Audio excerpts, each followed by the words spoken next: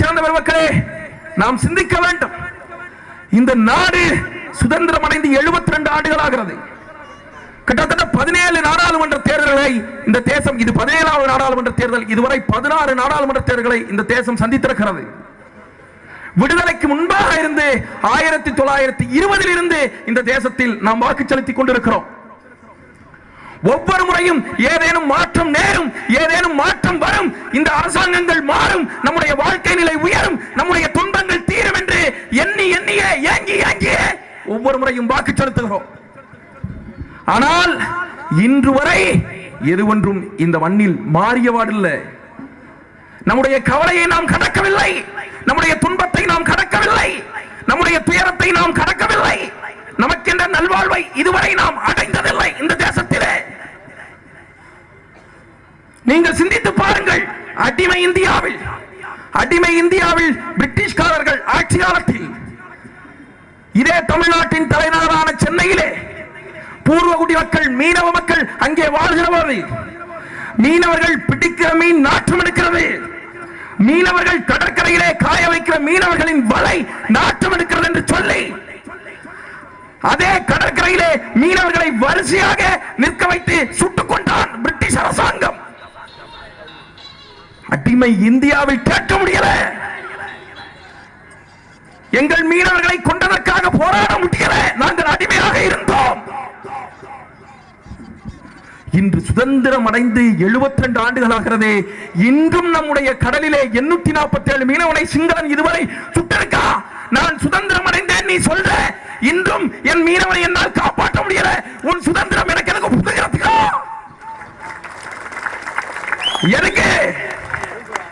எதுக்கு உன்னுடைய சுதந்திரம் எங்களுக்கு?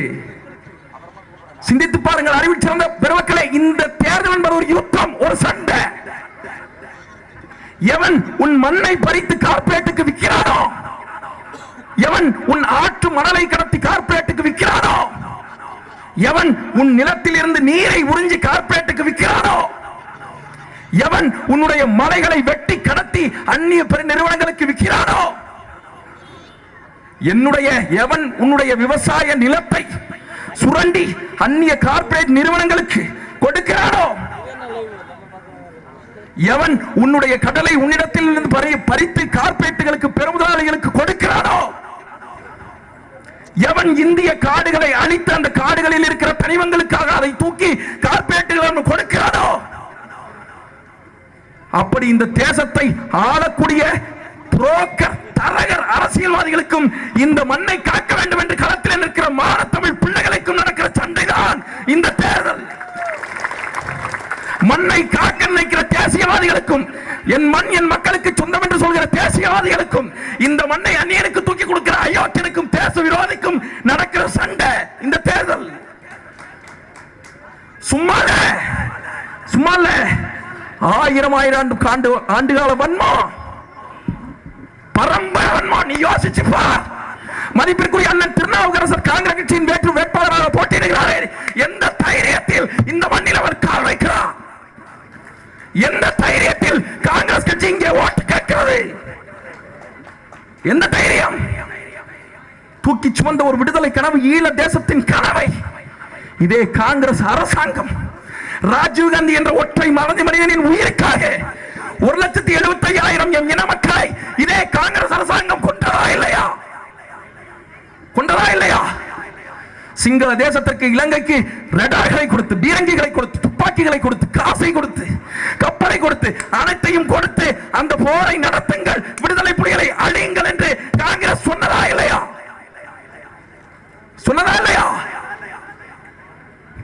லட்சக்கணக்கான மக்கள் கொத்துக்குண்டு வீசி செத்து விழுகிறது. போரின் இறுதி நாட்களிலே ஒன்றுமறியாத பாலகன், சின்னஞ்சிறிய சிறுவன் பாலச்சந்திரன், எங்கள் தலைவரின் மகன், எங்கள் பிள்ளை,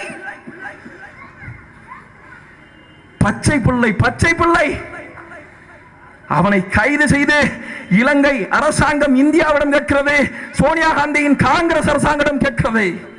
போர் விதிகளின்படி, சர்வதேச போர் விதிகளின்படி போரிலே கைதான சிறுவர்களை ஒன்றும் செய்யக்கூடாது, நாங்கள் என்ன செய்ய என்று இந்திய அரசாங்கத்திடம் கேட்டபோது பிடித்து வைத்திருந்த பாலச்சந்திரன் சின்னஞ்சிறிய சிறுவனை சோனியா காந்தி அம்மையார் இந்தியாவில் இருந்து சொன்னாரா இல்லையா? பிரபாகரன் குடும்பத்தில் ஒருவனும் உயிரோடு இருக்க விடாது, இருக்கக்கூடாது, பாலச்சந்திரனை கொண்டு விடுங்கள் என்று இதே சோனியா காந்தி உங்கள் தலைவி சொன்னாரா இல்லையா? சொன்னாரா இல்லையா? இலங்கை நாடாளுமன்றத்துக்குள்ளே அயோக்கியன் ராஜபக்சே பேசினாண்டா, இந்தியாவின் போரை நாங்கள் செய்து முடித்தோம் பேசினா, எதிர்த்து பேசினா ஒரு தலைவர் இந்த தேசத்துல எதிர்த்து பேசினா, ஒரு இனத்தை அழிச்சிட்டு அதே இனத்தின் மீதி மக்கள் வாழக்கூடிய நிலத்தில் எந்த முகத்தை வச்சு நீ ஓட்டு கேட்டு வர்ற? எப்படி வர்ற? அப்ப இவன் எல்லாத்தையும் மறந்துடுவான். இவன் முட்டாப்பைய, இவன் நமக்கு ஓட்டு போடுவாங்கிற எங்களை பத்தி எகத்தாளமான நினைப்பு. அதானே அதானே உதயநிதி ஸ்டாலின் பேசுறான். உதயநிதி ஸ்டாலின் நேத்து திருச்சில எல்லாம் இந்த குட்டியான வண்டியில வெக்கக்கேடு 200 ரூபாய் காசுக்கு ஏறி போறான். என் அக்காவும் தங்கச்சியும் ஏறி ஏறி சார சாரையா. எங்க ஊர்ல எல்லாம் இலவு விழுந்தாலும் அப்படி போவாங்க. நான் கேட்டேன், 30-40 லாரி போகுதே, வண்டி போகுதேடா, அவ்வளவு பெரிய இலவாடா விழுந்துருச்சு அப்படின்னு. உதயநிதி ஸ்டாலின் வந்திருக்கான் அப்படின்னாங்க, பெரிய அளவு தான். தமிழ்நாட்டில் பெரிய அளவு தான் அது. இதே உதயநிதி ஸ்டாலின் தூத்துக்குடியிலே கனிமொழிக்கு தன்னுடைய அத்தைக்கு ஆதரவாக பிரச்சாரம் செய்கிறார். என்ன சொல்கிறார்? ஸ்டெர்லைட் ஆலை விவகாரத்திலே 13 பேரை ஈவு இரக்கமற்று சுட்டுக் கொண்ட எடப்பாடி பழனிசாமி அரசாங்கத்திற்காக உங்கள் ஓட்டு என்று மக்களை பார்த்து கேட்கிறார். சரியா? அதிமுகவிற்கு மான தமிழன் ஒருவனும் அதற்கோ அதன் கூட்டணிக்கோ வாக்கு செலுத்த கூடாதுதான். ஆனால் அதை சொல்வதற்கு உங்களுக்கோ உங்கள் தகப்பன் ஸ்டாலினுக்கோ அனுமதியும் தகுதி கிடையாது. அதே ஸ்டெர்லைட் ஆலைக்கு அனுமதி கொடுத்து எங்க செய்தது யாரா? இதே திமுக. மறுத்து பேசு, நீ மறுத்து பேசு. நீங்க திமுக தேர்தல் அறிக்கையை படிச்சு பாருங்க. இந்த தேர்தலுக்கு திமுக தேர்தல் அறிக்கை கொடுத்திருக்கு, படிச்சு பாருங்க. காரி துப்பிடுவீங்க. என்ன சொல்லியிருக்காங்க தேர்தல் அறிக்கையில? சில்லறை வர்த்தகத்தில் அந்நிய முதலீட்டை தடை செய்வோம். யாரு? திமுக. நல்ல விஷயம், செய்யலாம். அது கேடு. சில்லறை வர்த்தகத்தில் அந்நிய முதலீடு உள்ளே வந்தால் தெருவோரம் இருக்கிற எந்த வியாபாரியும் கடை நடத்த முடியாது, இழுத்து பூட்டி விட்டு போய்விட வேண்டும். எல்லா வியாபாரமும் கார்ப்பரேட் கைகளுக்கு போய்விடும். ஆமாம், உண்மைதான். சில்லறை வர்த்தகத்தில் அந்நிய முதலீட்டை அனுமதிக்க கூடாது, கேடு, தடை செய்ய வேண்டும், உண்மைதான். ஆனால் இந்திய நாடாளுமன்றத்திற்குள்ளாக சில்லறை வர்த்தகத்தில் அந்நிய முதலீடு மதம் வந்தபோது முதல் ஆளாக ஓடி போய் கையெழுத்து போட்டது யார்? உங்க அப்பா கருணாநிதி, உன்னோட திமுக, உன்னோட அமைச்சர். மீத்தேன் திட்டத்தை தடுப்போம், தஞ்சையை பாதுகாக்கப்பட்ட வேளாண் மண்டலமா அறிவிப்போம். யாரு? திமுக. தேர்தல் அறிக்கை. மீத்தேன் திட்டத்தை தடுக்கணும். அது என்னுடைய தஞ்சையை நஞ்சாக்குகிற ஒரு அபாயமான திட்டம். உலகத்திற்கே சோறு போட்ட நிலத்தை, தஞ்சை தரணியை கூறு போட்டு அந்நிய பெரும் முதலாளியின் சாப்பாட்டு மேசையிலே வைப்பதற்கான அயோக்கியத்தனம். மீத்தேன் எரிகாற்று எடுப்பு திட்டம் தடுக்கணும், தடுக்கணும். ஆமா, தடுக்கணும். மீத்தேன் எரிகாற்று எடுப்பு திட்டத்திற்கு கையெழுத்து போட்டு கொடுத்த அயோக்கியன் இதே டிஆர் பாலு, இதே ஸ்டாலின், இதே திமுக இல்லையா? இதே திமுக இல்லையா? நீ யோசிச்சு பாரு. ஏதாவது ஒண்ணு உருப்படியா இருக்க பாரு. 7 தமிழர் விடுதலையை நாங்கள் சாத்தியப்படுத்துவோம் என்று சொல்கிறது திமுக. ஆனால் அதோடு கூட்டணியில் இருக்கிற காங்கிரஸ் 7 தமிழர் விடுதலைக்கு சாத்தியமில்லை என்று சொல்கிறது. எப்படி விடுதலை பண்ணுவ? எப்படி பண்ணுவ? அப்ப யாரை ஏமாற்ற உன்னுடைய வாக்குறுதிகள்? யாரை ஏமாற்றுவதற்கு? சிந்திச்சு பாருங்க. சிவகங்கையில ஹெச் ராஜா வேட்பாளராக போட்டியிடுறார். இன்னொரு பக்கம் கார்த்திக் சிதம்பரம் போட்டியிடுறார். ஹெச் ராஜா பாரதிய ஜனதா கட்சியிலே, கார்த்திக் சிதம்பரம் காங்கிரஸ் கட்சியிலே போட்டியிடுகிறார். கார்த்திக் சிதம்பரத்திற்கு ஆதரவாக பேசுவதற்காக மதிப்பிற்குரிய ஸ்டாலின் அவர்கள் அங்கே செல்கிறார், மக்களிடையே பேசுகிறார். நான் ஹெச் ராஜாவை ஒரு வேட்பாளராக பார்க்கவில்லை. ஹெச் ராஜா என்பவர் ஒரு 3ஆம் தர அயோக்கியத்தனமான அரசியல்வாதி. யார் சொல்வது? ஸ்டாலின் சொல்கிறார். அவர் ஒரு மிகப்பெரிய அயோக்கியர். ஆமாம், அயோக்கியர். ஹெச் ராஜா இந்திய நாடாளுமன்றத்திற்கு தேர்ந்தெடுக்கப்பட்டால் அங்கே சென்றும் கலவரம் தான் செய்வார். அங்கே இருக்கிற மக்கள் இவர் எங்கிருந்து வந்திருக்கிறார் என்று கேட்டால் சிவகங்கை என்று சொன்னால் சிவகங்கை மக்களுக்கு மானம் போய்விடும். ஆகவே அந்த பெரிய அயோக்கியனை இப்படியே பேசுறார். நாளை மாத்தி பேசல, அப்படியே பேசுறார். அந்த அயோக்கிய அரசியல்வாதியை ஒருபோதும் தேர்ந்தெடுக்காதீர்கள், அது உங்களுக்கு அவமானம் என்று பேசுகிறாரா? ஹெச் ராஜா அயோக்கியவாதிதான். ஹெச் ராஜாவை போன்ற ஒரு இடைஞ்சலை, ஒரு நெருடலை இந்த தேசம் சந்திக்கவே சந்திக்காது எந்த சூழலிலும். வள்ளலார் இருக்கான் தெரியுமா? வள்ளலார் வாடிய பயிரை கண்ட போதெல்லாம் வாடினேன் என்று பயிருக்கும் உயிர் வாடிய வள்ளலார். வெள்ளை உடை தரித்து மௌனமே சாந்த சொருவியாக மௌன குருவாக ஒரு ஈ எறும்பு கூட காலிலே பட்டுவிடக் கூடாது என்று நினைக்கிறாரே வள்ளலார். அந்த சாது அந்த வள்ளலாரிடம் 5 நிமிடம் ஹெச் ராஜா பேசிக் கொண்டிருந்தால் போதும் வள்ளலார் இவனை வெற்றத்துக்கு வாங்குருவாளை தூக்கிட்டு ஓடியாந்துருவார். அந்த மாதிரி ஆள் ஹெச் ராஜா. எடப்பாடி பழனிசாமியினுடைய ஆட்சி காலத்தில் தமிழ்நாட்டில் எதுவுமே வளரல, ஹெச் ராஜா வாயை தவிர. ட்விட்டர்ல பெரியார் சிலையை உடைப்பேன் பதிவு போடுவார். கேட்டா எனக்கும் அதுக்கும் சம்பந்தம் இல்லை, என் அட்மின் போட்டாம்பார். பொது தெருவில் இந்த தேசத்தின் உச்சபட்சமாக மாட்சிமை தாங்கிய நீதிமன்றத்தை ஹைகோர்ட் அவது மயிராவதுன்னு பேசுவார். இருந்தாலும் கேட்டா எனக்கும் அதுக்கும் சம்பந்தம் இல்லம்பர். பாரதிய ஜனதா கட்சி வேட்பாளர் பட்டியலை அறிவிப்பதற்கு முன்னதாகவே தன்னுடைய பெயரை தானே அறிவித்துக் கொள்வார். கேட்டால் எனக்கும் அதுக்கும் சம்பந்தம் இல்லம்பர். உனக்கு அறிவு இருக்கான்னு கேளு, எனக்கும் அதுக்கும் சம்பந்தம் இல்லம்பர். அந்த மாதிரி ஒரு ஆளு ஹெச் ராஜா. அயோக்கியன். ஆனால் அதே அயோக்கியன் ஹெச் ராஜாவை 2001 2006 சட்டமன்ற தேர்தலிலே காரைக்குடியிலே நிற்க வைத்து திமுக ஆதரவு கொடுத்து வெற்றி பெற செய்து சட்டமன்ற உறுப்பினராக கூட்டி போனது எந்த அயோக்கியன்? ராஜா அயோக்கியன். அவனை வெற்றி பெற செய்த கலைஞர் கருணாநிதி அவனை விட பெரிய அயோக்கியன் இல்லையா? இதுதான் உங்கள் பாசிச எதிர்ப்பா? இதுதான் இப்போது சொல்கிறாரே பாஜகவை எதிர்க்க விட்டால் பாசிசம் இந்தியாவில் வந்துவிடும் என்று. நீங்கள் தானடா கூட்டு வந்தீங்க அந்த பாரதிய ஜனதா கட்சியை. பிச்சைக்காரனை விட கேவலமாக இருந்த கட்சியை தமிழ்நாட்டில் எழுச்சி வர செய்தது யாரா? இதே திமுக. உங்கள் தலைவர் கலைஞர் கருணாநிதி பேசியிருக்காரா இல்லையா? RSS என்பது தீக்கா போல ஒரு சமூக அமைப்பு என்று உங்கள் தலைவர் பேசியிருக்கிறாரா இல்லையா? யாரா ஏமாத்துறீங்க? யாரா ஏமாத்துறீங்க? எத்தனை காலத்துக்கு அந்த மக்களை முட்டாளா வச்சிருப்பீங்க? எத்தனை காலத்துக்கு? வாய்களையே பெரிய உதயநிதி ஸ்டாலின். இதே திருச்சியில போராட்டம் நடந்தது, காவிரி பிரச்சனை. ஒரு நாள் வந்திருக்கியா? ஜல்லிக்கட்டு நடந்தது வந்திருக்கியா? மீத்தேன் நடந்தது பக்கத்து மாவட்டத்தில் வந்திருக்கியா? ஹைட்ரோ கார்பனுக்கு வந்திருக்கியா? கூடங்குளத்துக்கு வந்திருக்கியா? நீர்ச்சினோக்கு வந்திருக்கியா? முல்லை பெரியாருக்கு வந்திருக்கியா? காவேரிக்கு வந்திருக்கியா? பாலாட்டுக்கு வந்திருக்கியா? என்ன மயத்துக்கு வந்திருக்க? நீ எதுக்கு வந்திருக்க?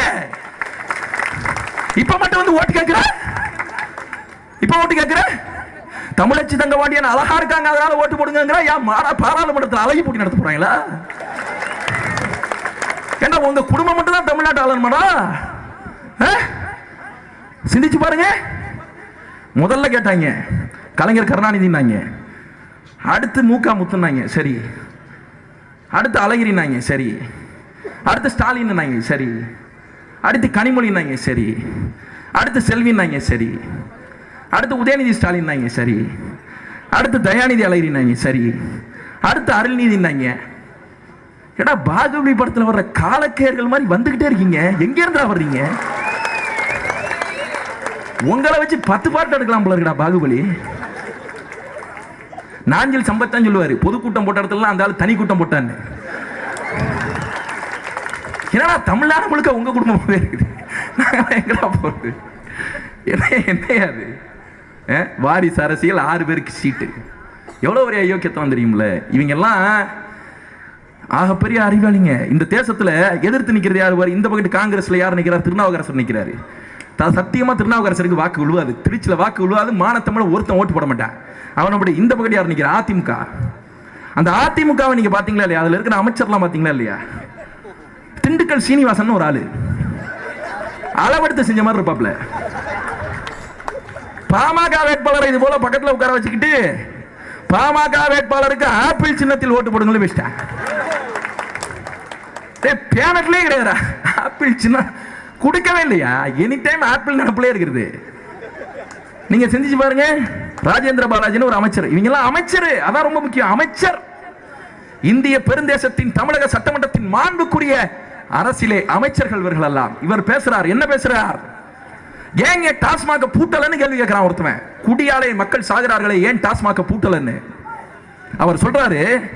டாஸ்மாக பூட்டிட்டோம்னா குடிக்கிறவங்களுக்கு கைகால் நடுக்கம் எடுத்துக்கும், அவங்க ரொம்ப பாதிக்கப்படுவாங்க, அவங்களோட நலனுக்காக தான் நாங்க டாஸ்மாக நடத்திக்கிட்டு இருக்கோம்னு பேசுறாங்க. ஒரு அமைச்சர், திண்டுக்கல் சீனிவாசன், ராஜேந்திர பாலாஜி, இவங்களுக்கெல்லாம் மூத்த ஆள் ஒருத்தர் இருக்காரு, சித்தப்பா செல்லூர் ராஜு. உலகத்துல ஐன்ஸ்டீன் அடுத்த அந்த அறிவாளி பார்த்துக்க. மதுரையெல்லாம் ஒத்த வார்த்தையில சிக்கியா மாறிடுறான். உலகத்துல எவனாவது ஒரு முட்டா பைய ஓடுற நதியில பெருமகோளை ஓட்டு நீர் ஆவியாளர் எடுப்பானா? அமைச்சர், நீங்க அமைச்சர் எப்படிப்பட்ட ஆள் ஆள்றான் பாத்துக்க.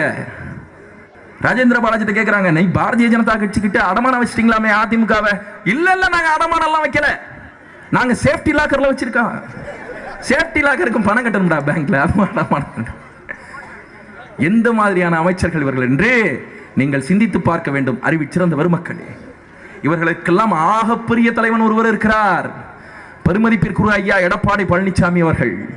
அவர்தான் சொன்னது கம்பராமாயணத்தை எழுதியது சேக்கிலார் என்று. 2 ராமாயணம், ஒன்னு வால்மீகி ராமாயணம், ஒன்னு கம்ப ராமாயணம். எழுதினவன் பேரு தவறா போயிடக்கூடாதுன்னு அவன் பேரை முன்னாடி போட்டு வால்மீகி ராமாயணம், கம்ப ராமாயணம், கம்ப ராமாயணம் படிக்கிறாங்க. எழுதினவன் பேரும் அதிலே சேர்த்திருக்குது. அதையே தப்பா சொல்றாரு ஒரு முதலமைச்சர்னா, அந்த முதலமைச்சருக்கு என்ன அறிவு இருக்கும்? அவர்களுக்கு நீங்க வாக்கு செலுத்த போறீங்க, நீங்க யோசிக்கங்க. நான் வெளிப்படையா உங்கள்கிட்ட கேட்கிறேன், இவ்வளவு திரண்டு நிக்கிறீங்க, படிச்சிருப்பீங்க, ஒரு 5வது, ஒரு 10வது, ஒரு 12வது, ஒரு யூஜி, ஒரு பிஜி, ஒரு பிஹெச்டி, என்னவோ இன்ஜினியரிங் என்னவோ படிச்சிருப்பீங்க. ஆனா படிக்கலனாலும் தெரியும், இந்தியாவின் குடியரசு தினம் ஜனவரி 26, சுதந்திர தினம் ஆகஸ்ட் 15 உங்களுக்கு தெரியும். நீங்க படிக்கலனாலும் கம்பராமாயணத்தை எழுதுறது கம்பர் தான் உங்களுக்கு தெரியும். நீங்க இது தெரிந்த அறிவாளி, நீங்க ஓட்டு போட போறீங்க. இது தெரியாத முட்டாளுக்கா நீங்கள் ஓட்டு போட போகிறீர்கள்? உங்களுடைய ஓட்டு இது தெரியாத முட்டாளுக்கா? முட்டாளுக்கா? சிந்திச்சு பாருங்க. பெரிய முட்டாளுவீங்க.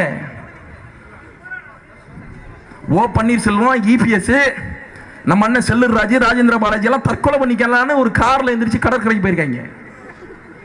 காரை ஓட்டிட்டு கடற்கரைக்கு போய் தற்கொலை பண்ணிக்கலான்னு காரை விட்டு இறங்கி கடலுக்குள்ள போயிருக்காங்க. அப்ப செல்லூர் ராஜு சொல்லியிருக்காரு, நம்ம போய் செத்துட்டோம்னா காரை யாரை காப்பாத்துறது, முதல்ல காரை தள்ளி விட்டுருவோம் அப்படின்னு. சரிவா தள்ளுவோம்னு 4 பேர் சேர்ந்து சொல்றாங்க கடலுக்குள்ள காரை. 3 மணி நேரமா தள்ளுறாங்க, காரு நகரவே இல்லை. என்னடான்னு பார்த்தா முன்னாடி 2 பேர் தள்ளியிருக்கா, பின்னாடி 2 பேர் தள்ளியிருக்கா. அவ்வளவு பெரிய அறிவாளிகள் இவர்கள் எல்லாம். அறிவிச்சிறந்த பெருமக்களே, இவர்கள் உங்களிடத்தில் வாக்கு கேட்டு வருகிறார்கள். இவர்கள் யாரோடு கூட்டணி வைத்திருக்கிறார்கள் என்று பாருங்கள். ஐயா ராமதாஸ், ராமதாஸ் என்ன சொல்கிறார்? யாரோடு இருக்கிறோம், யாரை திட்டுகிறோம், யாரோடு கூட்டணியில் இருக்கிறோம், என்ன கொள்கை, என்ன கட்சி, என்ன சின்னம், என்ன நிலைப்பாடு என்று எதுவுமே தெரியல. ஒரு வாரத்திற்கு முன்பு வரை அன்புமணி சொன்னது போல இவர்களை டயர் நக்கி என்று சொல்லிக் கொண்டிருந்தார்கள். டயர் நக்கி என்று. தகுதியில்லாத ஆட்சி, இதை டிஸ்மிஸ் செய்ய வேண்டும் என்று ஒரு வெள்ளைத்தாளிலே 10 பாயிண்டை எழுதி கொண்டு போய் கவர்னர்கிட்ட கொடுத்து இந்த ஆட்சியை தகுதி நீக்கம் பண்ணுங்கன்னு சொன்னது இந்த அன்புமணி. ஒரு வாரத்துக்குள்ள, ஒரே ஒரு வாரத்துக்குள்ள அறிவிச்சிருந்த பெருமக்களே, கூட்டணி வைத்து அவர்களோடு ஒன்றாக சேர்ந்து இன்று இங்கே தேர்தலை சந்திக்கிறார்கள். நீங்கள் சிந்தித்து பாருங்கள், இவர்களுடைய நிலைப்பாடு என்னவாக இருக்கும்? அவர் சொல்றாரு, ராமதாஸ் சொல்றாரு, என்ன சொல்றாரு? வழக்கம் போல பேசிட்டாரு. திமுக அதிமுக கூட்டணிக்கு வாக்கு செலுத்தாதீர்கள் பேசிட்டாரு. அதே கூட்டணியில் இருப்பவங்க பிரேமலதா, எங்கள் மாமா சவுந்தர் சொன்னது போல 2 நாளைக்கு முன்னாடி தமிழ்நாட்டில் எத்தனை பாலியல் வன்கொடுமை நடந்தாலும் பரவாயில்ல, நீங்க எங்களுக்கு ஓட்டு போடுங்கன்னு பேசுறாங்க. எவ்வளவு பெரிய ஐயோக்கியத்தனம்! கோயம்புத்தூர்ல ஸ்ரீபி ராதாகிருஷ்ணன் ஒரு வேட்பாளருக்கு தாமரை சின்னத்தில் ஓட்டு கேட்கணும். இந்த அம்மா பக்கத்தில் நிக்க வச்சுக்கிட்டு இவருக்கு மதிப்பிற்குரிய மோடியினுடைய ஆசி பெற்ற வேட்பாளர் சிபி ராதாகிருஷ்ணனுக்கு முரசு சின்னத்தில் ஓட்டு போடுங்கன்னு கேட்டுருச்சு. இதுபோல தெளிவில்லாத ஆட்சியாளர்கள் கூட்டணி அமைத்து நிற்கிறார்கள். அறிவிச்சிறந்த பெருமக்களே, நீங்கள் சிந்தித்து பாருங்கள். இவர்களுக்குத்தான் இத்தனை ஆண்டு காலமும் நீங்கள் வாக்கு செலுத்தினீர்கள். இத்தனை ஆண்டு காலமும் இந்த கூட்டணியில் ஏதோ ஒரு கட்சிக்கு இத்தனை ஆண்டு காலமும் வாக்கு செலுத்தி மாற்றம் வராதா என்று காத்துக் கொண்டிருந்தீர்கள். உங்கள் கையிலே வலிமையான வாக்குகள் இருந்தது. பிரான்ஸ் மாண்டோஸ்கி என்ற பேரறிஞன் சொல்கிறான். பிரான்ஸ் மாண்டோஸ்கி சொல்கிறான், என்ன சொல்கிறான்? மன்னராட்சியில் ஒரு இளவரசியின் கொடுமைகளை விட பொதுநலனுக்கு கேடுதல் விளைவிப்பது என்னவென்றால், மக்களாட்சியில் வாக்கு செலுத்துகிற மக்கள் அதன் மீது எந்தவித அக்கறையும் காட்டாமல் இருப்பதுதான் என்கிறார். அறிவிச்சிறந்த பெருமக்கள், ஓட்டு போடுகிற நாம் அக்கறையோடு கவனத்தோடு வாக்கு செலுத்த வேண்டும். நீங்கள் சிந்தித்து பாருங்கள். ஜெர்மி பெந்தம் சொல்கிறான், மக்களாட்சியின் மகத்துவம் என்ன தெரியுமா? நாம் எல்லோரும் ஒன்று என்றுதான் எண்ணப்படுகிறோம், ஒன்றுக்கு மேலாக யாருமே எண்ணப்படுவதில்லை.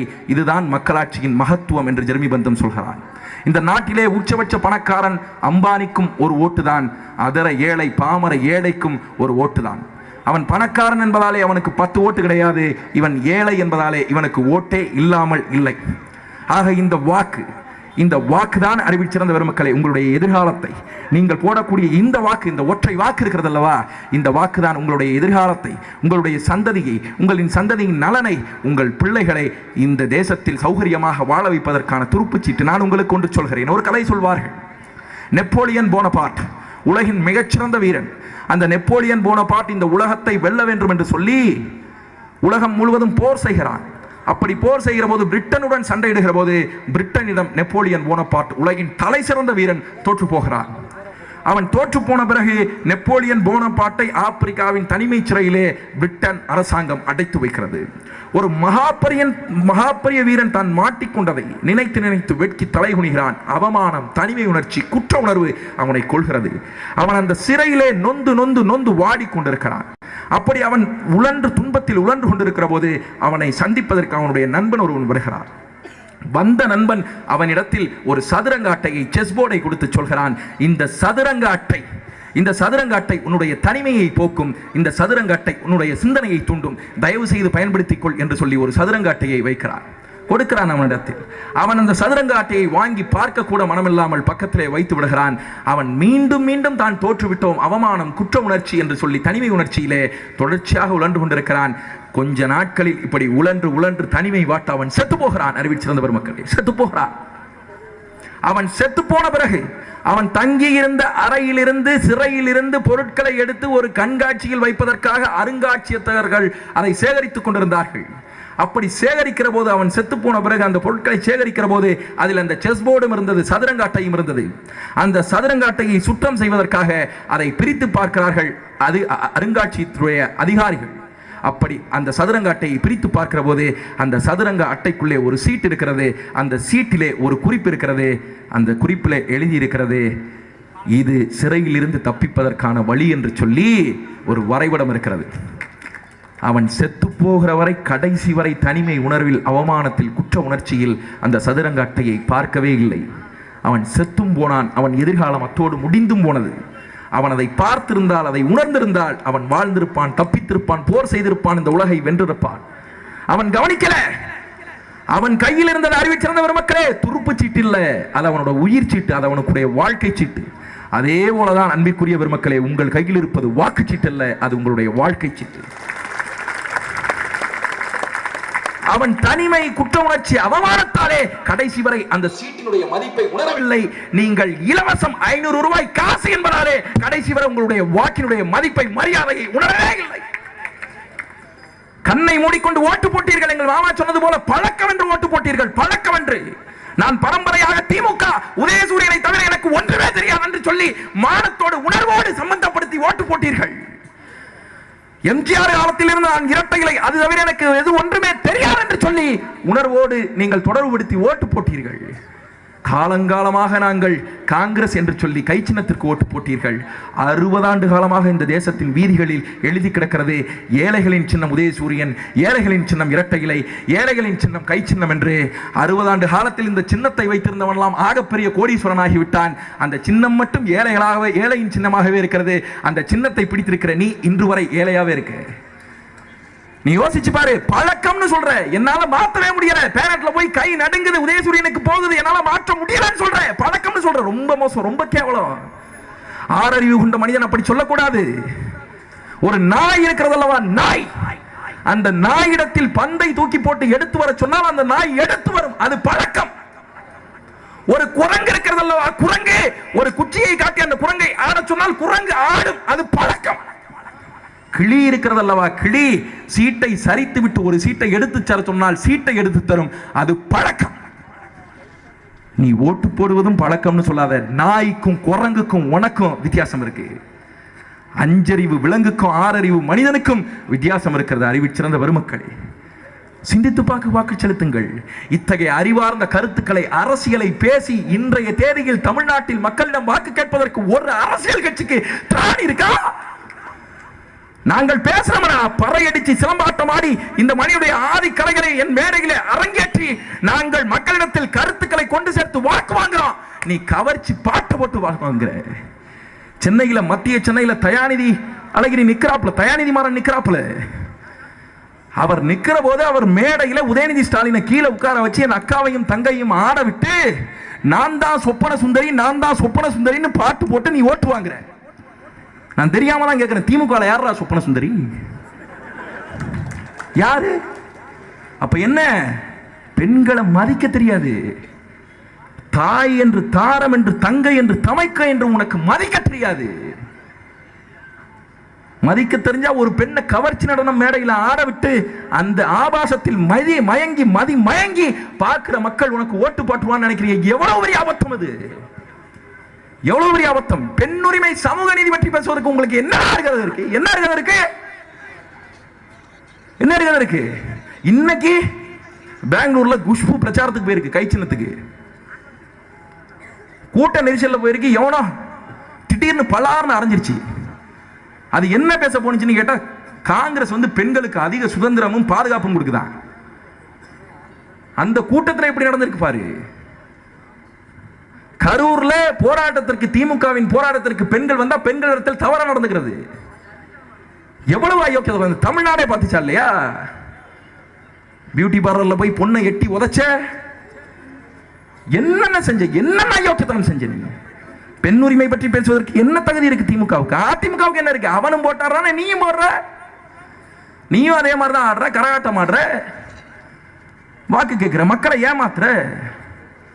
மோடி மதிப்பிற்குரியவர் மக்களை நீங்கள் புரிந்து கொள்ள வேண்டும். இவனும் கரகாட்டம் போட்டு தான் ஓட்டு கேட்கிறான், இவனும் கரகாட்டம் போட்டு தான் ஓட்டு கேட்கிறான், இவனும் உன்ட்ட காசை கொடுத்து தான் ஓட்டு வாங்குறான், அவனும் உன்ட்ட காசை கொடுத்து தான் ஓட்டு வாங்குறான். கருத்தை பேசி, கருத்தை கொடுத்து இந்த மண்ணிலே ஓட்டு வாங்க முடியும் என்றால் அது சீமானாலும் அவன் தம்பிகளாலும் தான் முடியும். ஒண்ணுமே இல்ல, காசு இல்ல, எதுவும் இல்ல, எங்கள்கிட்ட ஆட்பலம் அதிகம் அதிகம் அதிகம் இல்ல. உன்னளவுக்கு காசு கொடுத்து என்னால கூட்டத்தை திரட்ட முடியாது. ஆனா நீ நின்னா நெஞ்சுக்கு நெஞ்சா, நேருக்கு நேரா நிக்கிற நேர்மையும் தெம்பும் நாம் தமிழக கட்சிக்காரனுக்கு இருக்கு.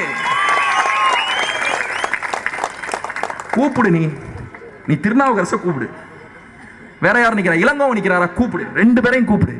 மக்கள் தீர்ப்பே மகேசன் தீர்ப்பு, இத்தனை பேர் கூடியிருக்கான். வெளிப்படையான சவால் விடுறேன். இன்னைக்கு இந்த சங்கிலி ஆண்டபுரத்தில் நாம் தமிழக கட்சியில் பேசுகிற நான் ஒரு வெளிப்படையான சவாலை வைக்கிறேன். அறிவிச்சிருந்த பெருமக்களே, ஆளுக்கு ஒரு டிவி வச்சுக்கிட்டு அவனை பத்தி அவனே புகழ்ந்து பேசிட்டு, ஆளுக்கு ஒரு கூட்டம் கூட்டி காசு வாங்கி, காசு கொடுத்து ஓட்டு வாங்கிட்டு, ஆளுக்கு பலக அடிச்சு ஊர் முழுக்க வச்சிட்டு நீ அரசியல் பண்ற. நீ வா, மிக வெளிப்படையா நேர்மையான தெளிவான அரசியல் பேசுவோம். இத்தனை மக்கள் கூடி இருக்கான். இதே மேடைக்கு காசு கூட பிச்சை எடுத்தாலும் அங்க கொடுக்குறான். பக்கத்துல ஒரு மைக்கு, இந்த பக்கம் ஒரு மைக்கு. நீ திருநாவுக்கரசை கூப்பிட்டு நிக்க வை, நீ இளங்கோவனை கூப்பிட்டு நிக்க வை, ரெண்டு பேரும் பேசட்டும். எங்கள் வேட்பாளர் வினோத்தும் பேசட்டும். அவனை பேசி நீ வென்றா, நீ பேசி வென்று எங்களை இந்த களத்துல மேடையில வென்றுட்டு நீ நாடாளுமன்றத்திற்கு போ. தலைவணங்கி நானே உங்களை வழி அனுப்பி வைக்கும். அறிவிச்சிறந்த பெருமக்களை சிந்தித்து பாருங்கள். அப்படி இருக்கிறது. ஓ பன்னீர்செல்வம் பேசி இருக்கிறார். 2 நாட்களுக்கு முன்னதாக ஓ பன்னீர்செல்வம் பேசுகிறார். என்ன பேசுகிறார்?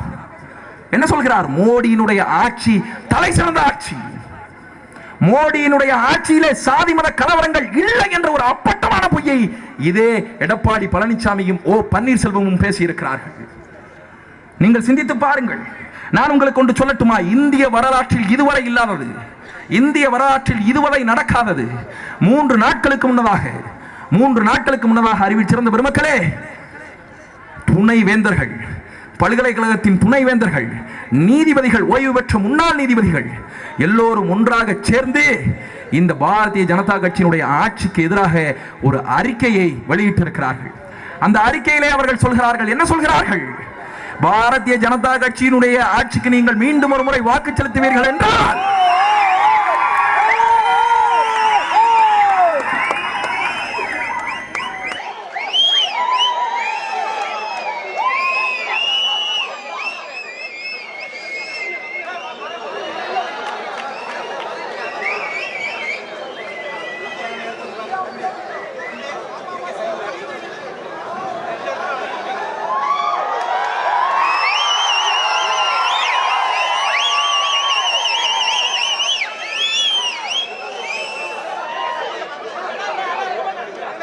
பாரதிய ஜனதா கட்சியினுடைய ஆட்சிக்கு நீங்கள் மீண்டும் ஒரு முறை வாக்கு செலுத்துவீர்கள் என்றால் அறிவில் சிறந்த பெருமக்களே, இந்த தேசம் நாசமாய் போகும் என்று நீதிபதிகளும் துணைவேந்தர்களும் சொல்கிறார்கள். அதற்கு முன்பு ஒரு வாரத்துக்கு முன்னதாக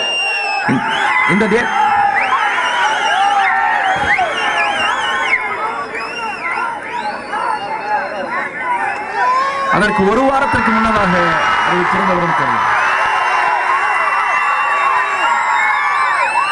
இந்தியாவில் இருக்கிற விஞ்ஞானிகள் எல்லாம் ஒன்றாக சேர்ந்து இந்த நிலத்திலே பாரதிய ஜனதா கட்சிக்கு வாக்கு செலுத்தாதீர்கள் என்று கேட்டிருக்கிறார்கள். அதற்கு 10 நாள் முன்னதாக இந்தியாவில் இருக்கிற தமிழ்நாட்டில் இருக்கிற இந்தியாவில் இருக்கிற 103 இயக்குநர்கள் ஒன்றாக சேர்ந்து ஒரு கூட்டறிக்கையை வெளியிட்டு இந்த நாட்டிலே பாரதிய ஜனதா கட்சிக்கு நீங்கள் வாக்கு செலுத்தினால் பாசிசம் வந்துவிடும், இந்த மண்ணிலே ஜனநாயகத்திற்கு அடிக்கப்படுகிற கடைசி சவப்பட்டியின் ஆணியது, தயவு செய்து அவர்களுக்கு வாக்கு செலுத்தாதீர்கள் என்று 103 இயக்குநர்கள் ஒன்றாக கூட்டறிக்கை வெளியிட்டு இந்த மண்ணிலே கேட்டிருக்கிறார்கள்.